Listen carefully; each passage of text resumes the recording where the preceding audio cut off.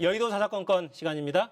신경민 전 민주당 의원, 김영우 전 국민의힘 의원과 함께하겠습니다. 자, 두 분 안녕하세요. 네, 안녕하세요. 네, 후보들 행보 영상부터 하나 더 보고 시작하겠습니다.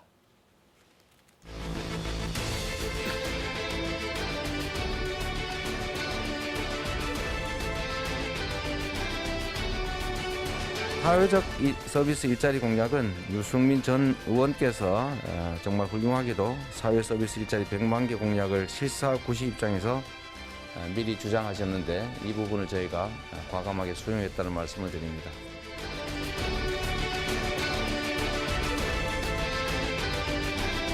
제 복지 정책은 그냥 현금을 나눠주는 그런 식의 퍼주기 복지가 아니고 어려운 분들에 대해서 집중적으로 두툼하게 해주는 역동적인 복지고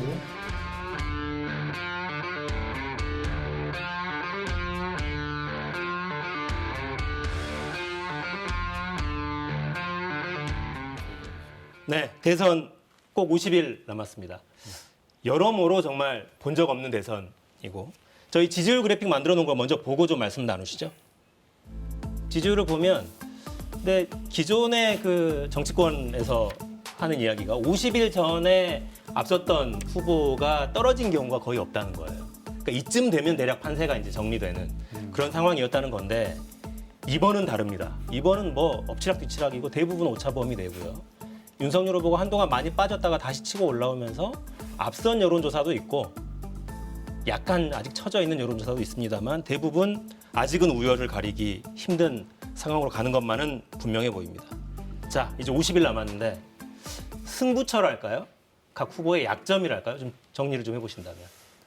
약점이 더 이상 드러나지 않아야 될 텐데 뭐 그렇게 될 것 같지 않습니다. 시중에 돌아다니는 얘기나 특히 여의도를 중심으로 돌아다니는 가십들을 보면 뭐 양 후보가 다 뭐가 있다. 지금 이렇게 얘기들이 돌아다니거든요.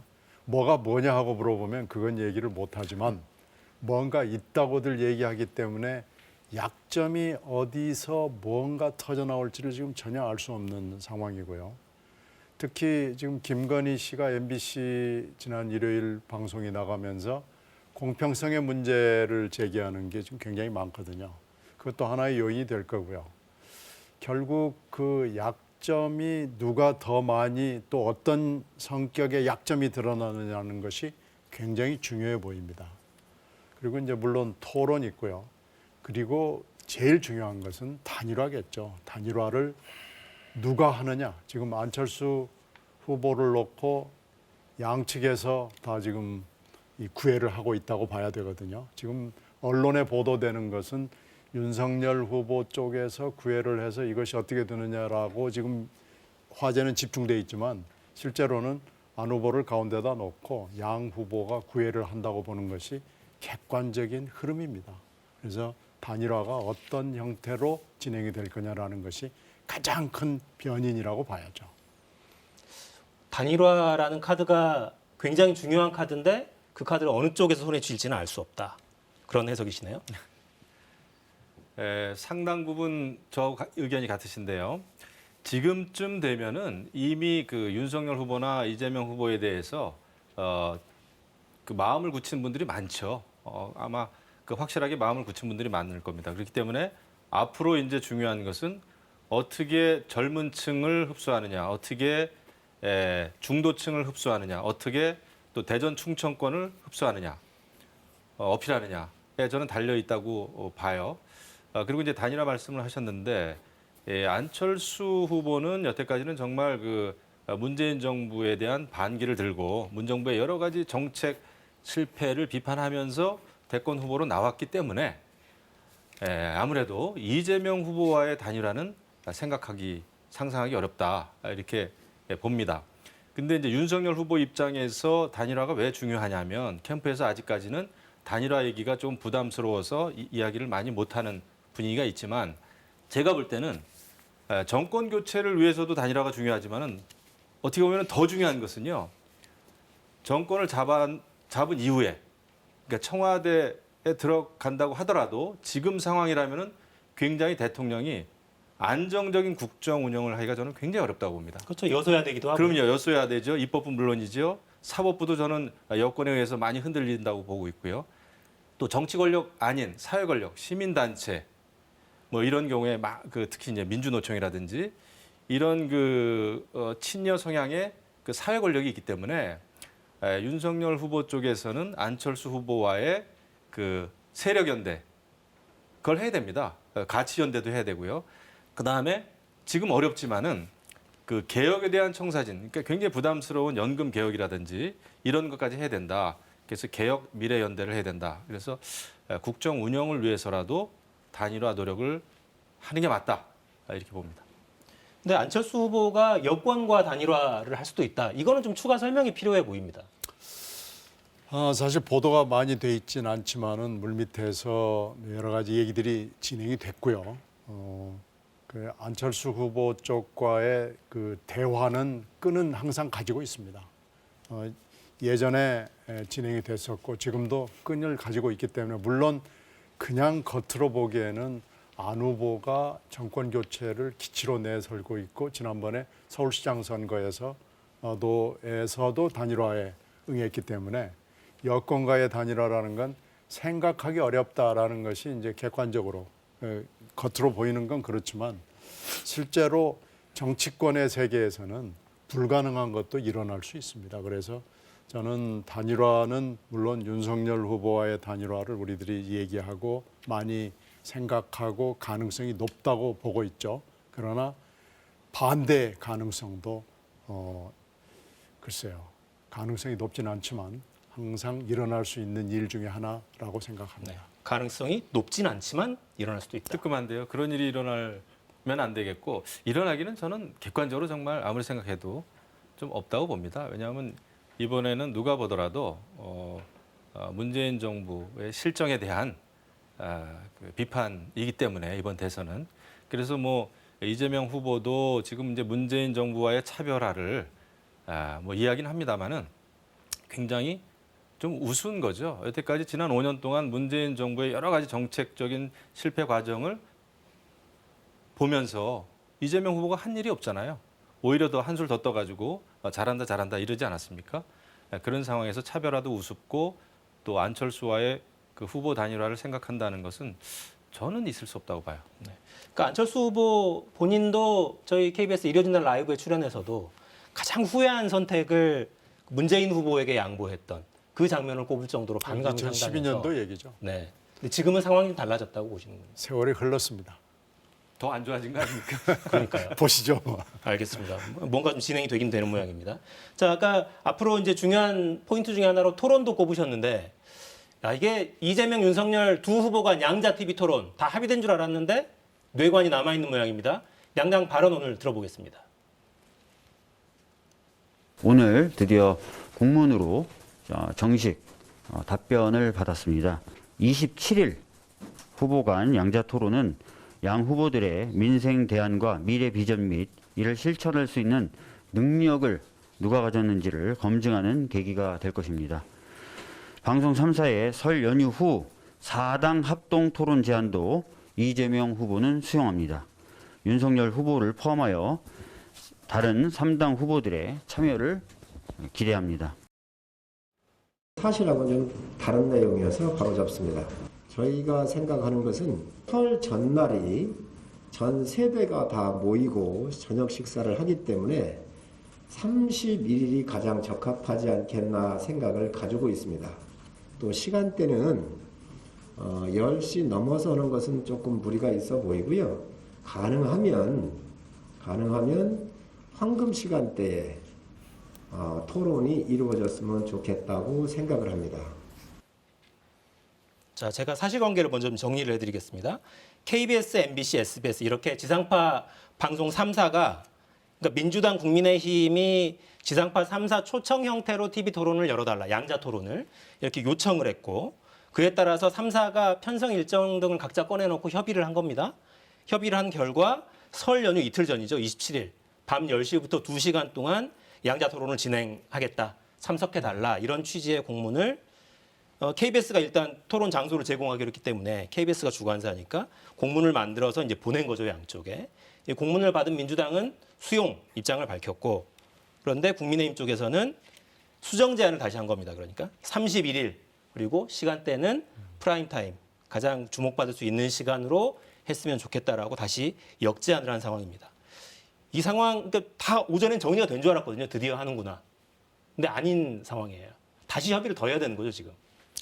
그러니까 이제 말씀하신 대로 날짜가 정확하게 아직 그 픽스라 그럴까요? 확정이 아직 안 된 것 같은데 뭐 날짜는 그 좀 알아서 이제 정해야 되겠죠. 예. 그 저는 그게 아주 결정적인 변수는 아니다 생각을 하고요. 그리고 생각만큼 이 TV 토론에 의해서 지지하고자 하는 사람 그 대상이 바뀌지는 저는 않는다 생각을 합니다. 생각처럼 뭐 이재명 후보가 말을 잘하고 달변이기 때문에 훨씬 유리할 거다라는 예측들을 하는 분들이 있겠지만은 저는 그렇게 보지 않아요. 말하는 것만 보는 게 아니라 말하는 태도라든지 품성이라든지 인격이라든지 이런 걸 다 같이 보죠. 시청자들은. 그리고 이제 정책도 중요합니다만은 그분의 이제 됨됨이 이런 게 굉장히 저는 중요하다 생각을 저는 하는데 아마 입씨름이 될 가능성이 크겠죠. 제가 볼 땐 그렇습니다. 이게 갑작스럽게 하는 지금 그 TV 토론 회고하기 때문에 서로가 서로에 대해서 어떤 정책에 대해서 진솔한 TV 토론, 상대방 이야기를 경청하고 이런 것보다는 굉장한 아마 입씨름, 인신공격으로 가지 않을까 그게 좀 우려가 되고 또 하나 제가 조금 안타까운 것은 저도 뭐 국민의힘 소속입니다만은 사실은 사자가 토론하는 게 맞아요.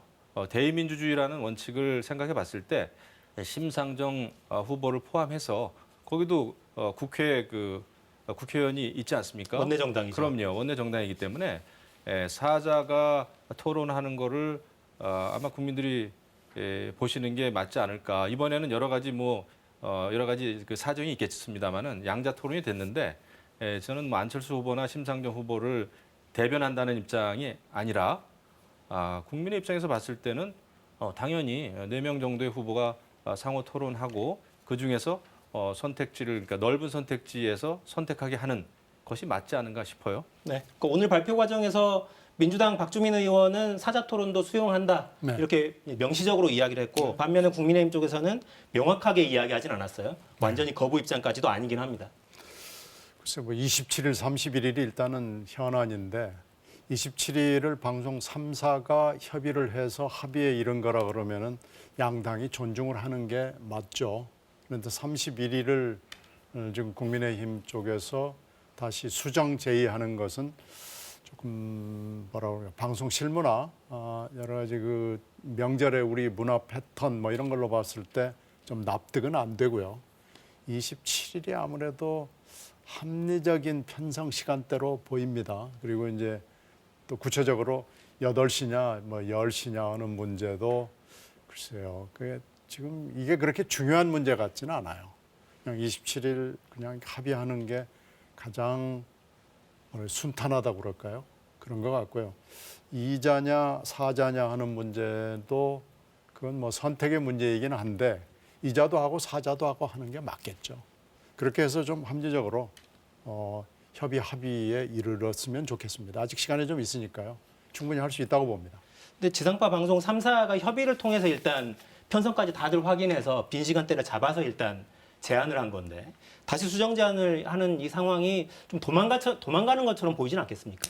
근데 이제 그건 있겠죠. 이 사실은 아예 처음부터 이 날짜와 시간을 정할 때 가능하면 그래도 대권 후보의 또 캠프들 아닙니까? 그러면은 이제 캠프에 책임 있는 분들이 같이 모여서 협의를 했으면 더 좋았겠다 싶은데 이번에 뭐 그런 과정은 제가 볼 때 없었던 것 같아요. 근데 제가 봐도 그 날짜와 뭐 시간 이것이 결정적이지 않습니다. 그리고 그거에 너무 크게 그 신경을 쓰다든지 그거 저는 그 에너지 낭비라고 봐요. 그래서 그것보다는 앞으로 토론을 어떻게 하면 더 효율적으로 품격 있는 토론을 잘할까에 신경을 쓰는 게 맞다 이렇게 생각합니다. 네.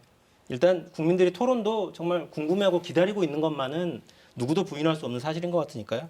정의당은 양자 토론을 저지하겠다면서 방송사 3사 앞에서 1인 시위도 벌였습니다. 이게 결국 법원으로 가지 않을까 싶네요. 결국은 가처분 신청을 가게 될 거고 결국은 선관위도 아니고 법원이 이자냐 그러니까 양자냐 사자냐를 결정을 하게 될 것 같아요. 그래서 네, 실제로 이 부분은- 국민의당은 이미 가처분 신청을 예고하기로 이렇게, 했습니다. 네, 이렇게 한 걸로 봐서는 결국은 사자로 가게 되지 않을까 그렇게 예상이 됩니다. 이게 실질적으로 법적인 문제가 있을 수가 있어요. 왜냐하면 이제 아무리 공중파, 지상파 방송사의 협의라고 하지만 이 대선이라고 하는 거는 온 국민의 그 관심사고 관심사뿐만 아니라 유권자 입장에서 봤을 때는 그 양당 후보만 지지하는 그 국민만 있는 게 아니잖아요. 그렇게 봤을 때는 그 기회를 줘야죠.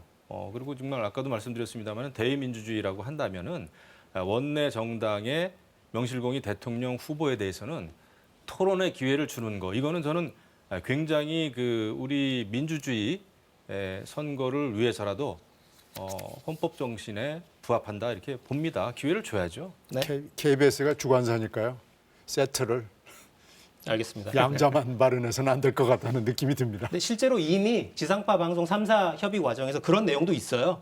설 연휴 전에 일단 양자 토론을 요청한 양당이 하고 설 연휴 뒤에는 사자 토론을 할 수 있도록 추진하겠다. 네. 이렇게 양당이 이미 제안을 해둔 상태입니다. 그러니까 그 내용에 대해서 민주당은 이미 오케이 한 거고 국민의힘은 내부 검토가 좀 더 필요해 보이는 상황이네요.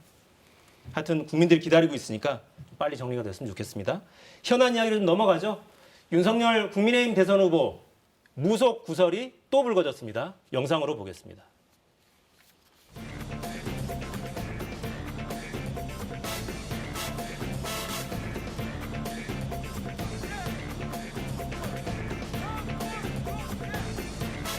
여기 유세팀들 시작해서 사진 좀 찍고 후보님 딴거 없어 여기 와서 빨리 하고 사진 좀 찍고 우리 저기 뭐 직원들 다 이리 와 전부 다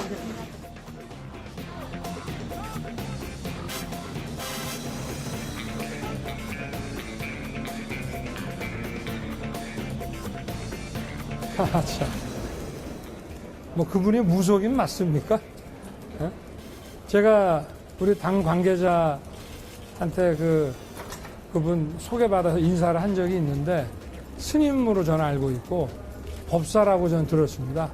그리고 그분은 여기 뭐 직책이나 이런 거 전혀 맡고 계시지도 않고 뭐 자원봉사자 이런 분들을 소개해 준 적은 있다고 하는데 뭐 무슨 일정 메시지를 막 뭐 이런 제가 기사를 봤는데 참 황당한 얘기입니다. 저는 무속인을 만난 적이 없고요.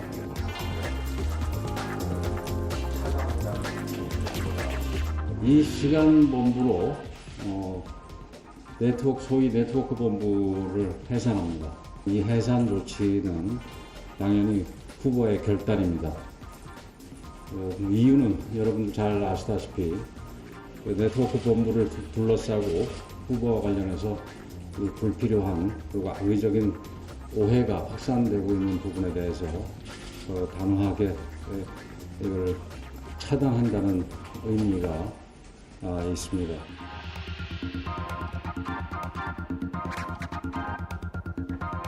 윤핵관은 무당이고 왕윤핵관은 부인 김건희였습니다. 최순실의 오방색도 울고 갈 노릇입니다. 선거 공식기구에 대놓고 무당을 임명할 정도면 이는 샤머니즘 숭배일 것입니다. 제2부속실을 폐지하고 제2무속실을 설치하는 것이 아니냐는 시중의 얘기가 결코 가볍게 들리지 않습니다. 네, 일찍이 본 적이 없는 대선 풍경입니다. 무속 논란이 자꾸 반복되는데 실체는 없겠죠, 없어야죠. 저는 그렇게 봐요. 설사 대선 후보팀 그 많은 그 인원 중에 한두 사람 무속인이 있다고 하는 게 그렇게 이상하고 비판받을 일일까요? 저는 뭐 사실 여부를 떠나서 말이죠. 저는 그거는 정말 비판을 위한 비판이다 생각을 합니다. 저 개인적으로는 이제 제가 이제 뭐 카톨릭 신자인데 사실 그 무속인이라고 하는 거에 대해서 이 경계해야 될 물론 그런 어떤 지점이나 그런 건 있죠. 예를 들면은 옛날에 뭐 정말 그 제정 러시아 때 니콜라이 황제가 라스푸틴이라고 하는 그 아주 요승한테 굉장히 그 실권도 주고 의존하고 이런 건 문제가 있고 또 민비가 그 진령군이라고 하는 무속인한테 굉장히 얽매여 가지고 말이죠. 뭐 금강산에 가가지고 쌀을 바친다든지 이런 거 이 정도 되면은 안 되죠. 그리고 이제 캠프에서도 만약에 어떤 무속인이 오늘은 뭐 동쪽으로 가시면 안 됩니다. 서쪽으로 가셔야 됩니다. 만약에 이 정도 되면은 안 되지만은 무속인이 캠프에 한두 명 있는 거 이런 거는 저는 크게 비판받을 일은 아니다. 비난받을 일이 아니다 생각을 합니다. 그 정도 우리는 열려 있어야 되고요. 그런 거지. 그리고 이제 사실 따지고 보면은 또 문재인 대통령도 그 대통령 후보 때 무속인을 그 무속인 뭐 위원장인가 임명했다는 거 아닙니까? 그런 거 저는 비판 받을 일이 아니라고 봐요. 그래서 이것은 여당이든 야당이든 떠나서 이런 거에 대해서 너무 과민하게 정치적으로 비판하고 무슨 무속인에 의해서 이렇게 좌우되는 것처럼 그렇지 않습니다. 대통령 캠프 정도 되면 그렇게 한두 사람이 아주 이상한 무속 그러니까 막 점을 쳐가지고 무슨 일을 결정한다든지 그건 아니거든요. 그래서 이거에 대해서 너무나 과민 반응을 하고 있다 정치권이 저는 그렇게 봐요. 글쎄 뭐 이번에 참 이상한 대선이라는 건 뭐 모두 다 공감하고요. 그 중에 하나가 지금 여러 가지 중에 하나가 지금 무속이거든요. 근데 지난 일요일에 있었던 그 프로그램 20분 중에 뭐 여러 사람들이 여러 가지 얘기를 많이 했기 때문에 그렇습니다만은 그 도사 금방 얘기한 도사 미투와 함께 도사가 귀에 딱 꽂히는 발언이었거든요. 김건희 씨 얘기 중에. 근데 그날 또 우연히 거의 비슷한 시간에 이 바로 문제 이 도사 얘기가 법사 얘기가 또 나온 겁니다. 그래서 이 두 개가 지금 오버랩이 됐어요. 그래서 그런 걸로 봐서는 이제 그 전에 있었던 또 뭐 왕자랄지 뭐 천공 스님이랄지 뭐 이런 것들하고 오버랩이 돼서 이 특히 이 윤 후보 쪽과 관련해서 계속해서 무속 얘기가 나오는 것은 우연이 아닐 겁니다. 되게 여러 캠프들을 우리가 겪어봤습니다마는 무속 금방 김 의원님 말씀하신 것처럼 무속 쪽에 관련되는 분들하고 절연을 하고 캠프가 운영되지는 않았을 거예요. 우리가 아주 구체적인 증거를 대라고 그러면은 설명하기가 굉장히 어렵습니다마는 분명히 무속적 요소나 그쪽 사람들이 와서 관여를 했겠죠. 근데 이번처럼 또 윤 후보의 캠프처럼 이렇게 긴밀하게 여러 번 반복이 돼서 자꾸 나오는 것은 이건 필류 곡절입니다. 곡절이 있기 때문에 이건 좀 분명하게 저렇게 반대하는 아무 근거가 없는 거다라고 이렇게 절연하는 것보다는 한번 다시 돌아보고 다시 이런 얘기가 되풀이되지 않도록 캠프를 재정부하는 것이 필요해 보입니다. 그러니까 저는 그렇게 보는 거죠. 그 어떤 무속인이 정말 여러 가지 캠프에서의 중요한 역할, 아까 말씀드린 대로 정책이든 메시지든 아니면 후보의 동선이든 이런 거에 깊이 관여하고 이거는 안 되죠. 만약에 그런 게 있다고 한다면 제가 볼 때 그런 건 아니라고 보여지는데 저는 과거에도 지역 그 활동을 할 때 보면은 무속인들이 지역 발전을 위해서 뭐 굿도 하고 그런단 말이에요. 저는 가서 축사 다 했습니다. 카톨릭 신자신가요? 그럼요. 네. 그게 이상한 건가요? 아니죠. 그거는 뭐 지역 발전을 위해서 그분들이 그 비는 마음도 있고 말이죠. 우리 또 뭐 할머니들 막 이런 분들은 과거에 자식들 잘 되라고 뭐 정한수 떠놓고 빌기도 하고 그랬잖아요. 그런 마음이 있는 거예요. 근데 그거에 대해서 핵심은 그거 아니에요. 그러니까 개인적인 차원에서 기복, 그러니까 복을 빌고 좋은 일이 생기도록 기원하고 이런 차원과 정책 결정권자가 뭔가 공식적이고 합리적인 이런 의사결정, 과학에 기반한 논리적인 토론 이게 아니라 무속에 기대고 뭔가 좀 비공식적이고 음습하고 그거는 설명되지 않는 이런 거에 기대지 않느냐는. 그거는 제가 볼 때는 너무나 음모론적인 거예요. 그러니까 윤석열 캠프만 해도 저는 캠프 안에 들어가 있지는 않습니다만은 거기에 가 있는 많은 분들을 알고 얘기를 하죠. 그렇게 뭐 무속인에 의해서 움직일 대선판이 그렇지 않습니다. 우리 대한민국의 정치가 그 정도는 아니에요. 그럼요, 아니어야죠. 글쎄 지금 그럼요. 근데 그 이거를 정도가 아닌데 그 너무 정도인 비판- 여러 가지 증좌가 드러나서 그것이 기사화가 된 거고 그것을 후보와 후보 부인이 계속해서 보강하는 얘기를 하는 겁니다. 그러니까 그러면 아까 그런 걸 하지 말씀드린 대로 말아야죠. 문재인 대통령 캠프의 그 무속인 그 위원장의 굿하고 그런 건 어떻게 설명하시겠어요?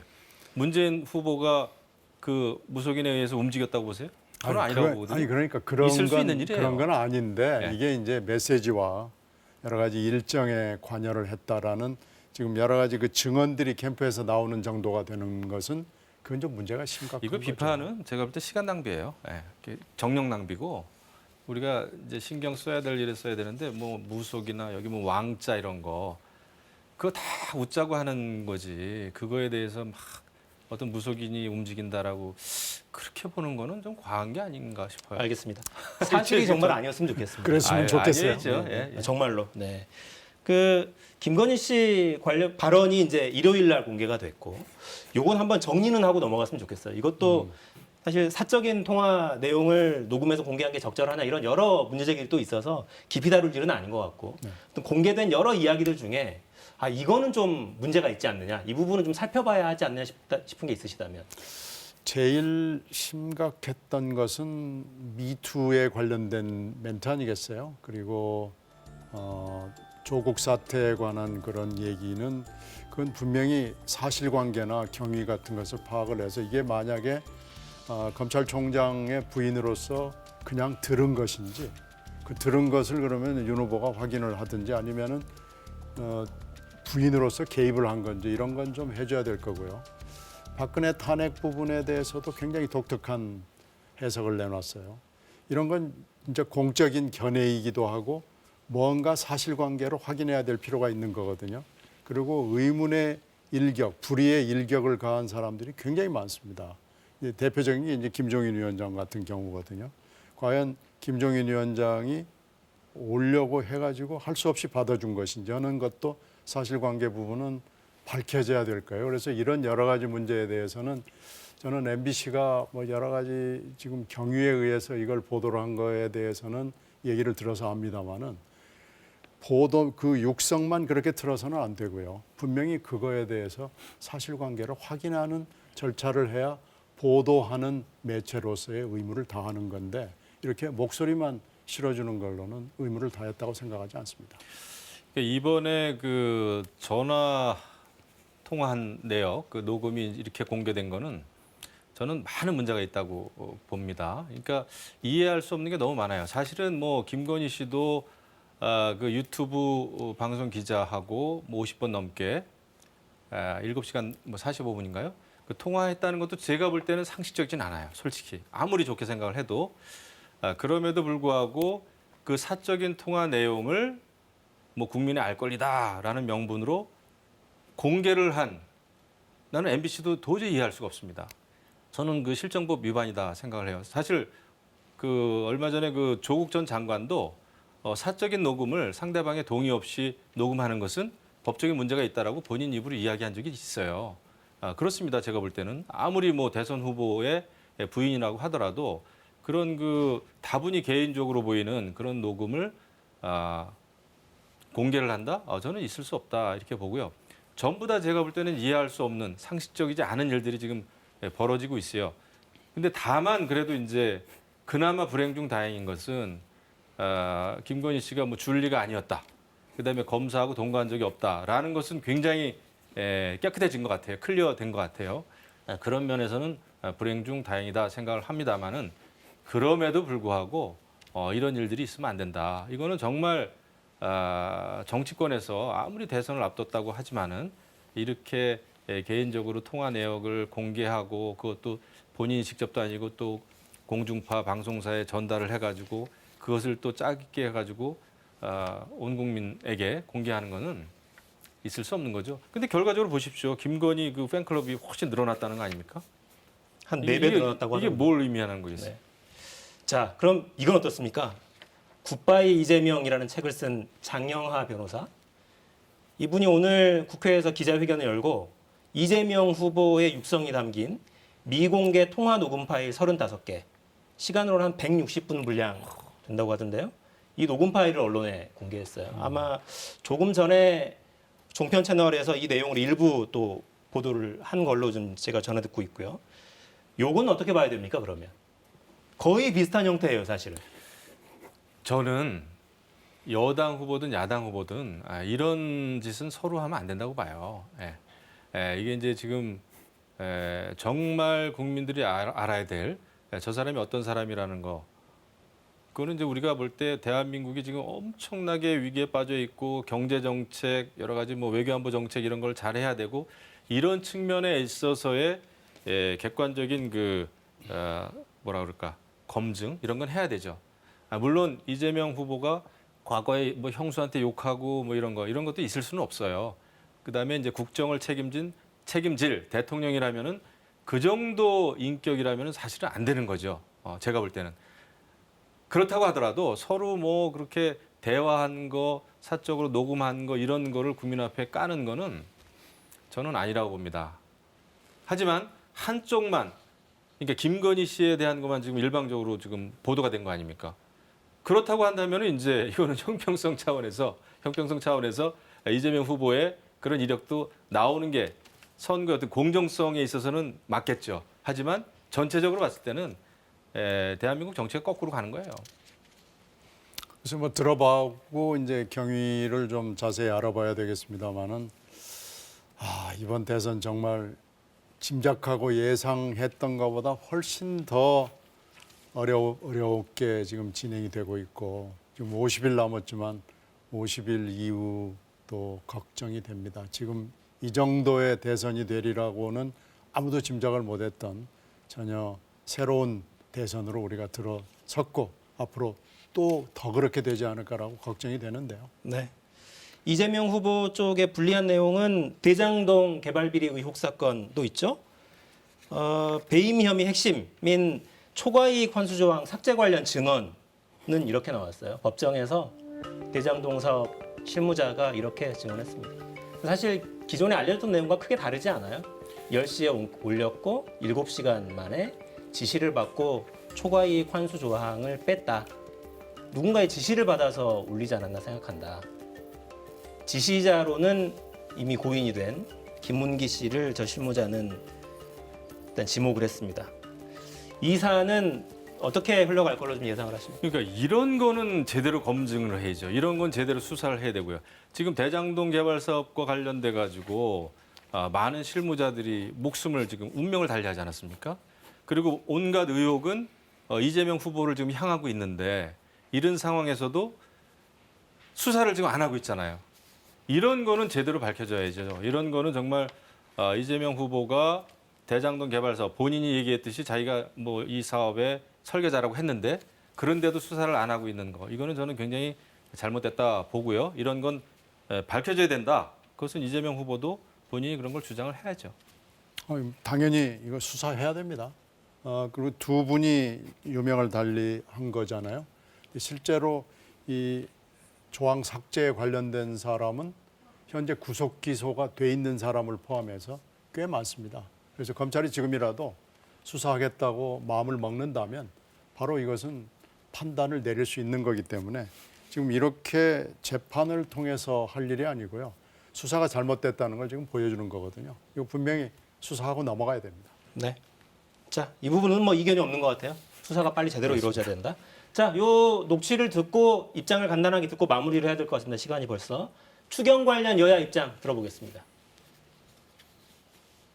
550만 자영업자 중 법적 소상공인인 329만 명에 포함되지 않는 특수 고용 노동자, 프리랜서, 문화예술인, 법인, 택시기사 등 그간의 정부 지원 밖에 계셨던 자영업자의 어려움까지 이번만큼은 제대로 책임져야 합니다. 야당의 전향적인 협조도 구합니다. 소상공인 코로나 극복 지원금은 현행 100만 원인 것을 최대 1000만 원까지 되도록 해야 합니다. 손실 보상률이 현재 80%인 것을 100%로 확대해야 합니다. 손실 보상의 한액도 현행 50만 원인 것을 100만 원으로 증액시켜야 합니다. 네. 추경안 처리를 위한 임시국회 일정에는 일단 합의를 못했습니다. 여야는. 민주당은 대상자를 한 220만 명 늘리자 이런 입장이네요. 네, 대상을 늘리자는 거고 지금 국민의힘은 액수를 늘리자는 거니까요. 하여튼 뭐 더 하자는 거에 대해서는 원칙적으로 양당이 똑같은 입장으로 보이는데요. 1월 추경이라는 건 정말 좀 예외적이긴 하지만 이번에 상황이 특수하니까 또 양당이 원하니까 하겠죠. 될 수밖에 없겠죠. 그런데 하여튼 1월 추경 매우 예외적이고요. 이게 선거용이 아니라는 것을 국민들에게 납득을 시키는 것이 먼저 이루어져야 됩니다. 제가 볼 때는 지금 대선이 이제 50일 남았는데 지금 대선 국면에서 여야가 저렇게 그 코로나 지원금 가지고 막 하는 거는 저는 중단해야 된다고 봐요. 진정성이 하나도 없습니다. 지금은 이제 완전히 정말 표 때문에 정책도 막 계속 바뀌고 있고요. 이런 상황은 저는 비극이라고 보고 지금 본예산 이제 막 집행이 되잖아요. 지금 1월 달 아닙니까? 근데 본예산 집행된 지 지금 며칠 됐다고 추경을 들고 나오고 있는데 이거는 제가 볼 때는 굉장히 정치권이 여든 야든 포퓰리즘으로 가는 거다. 차라리 50일 이후에 대선 끝나고 나서 하는 추경이 맞습니다. 지금 여당은 뭐 그 홍남기 부총리 등 막 쪼고 있잖아요. 그러니까 완전히 그 공무원을 반협박하다시피 해가지고 지금 만들어내는 추경 아닙니까? 정상적이지가 않아요. 네. 대선 후에 논의하는 게 맞지 않느냐 그럼요. 이런 입장이시군요. 네, 대선까지는 꼭 50일 남아 있습니다. 지금까지 김영우, 신경민 전 의원과 함께했습니다. 두 분 감사합니다. 네.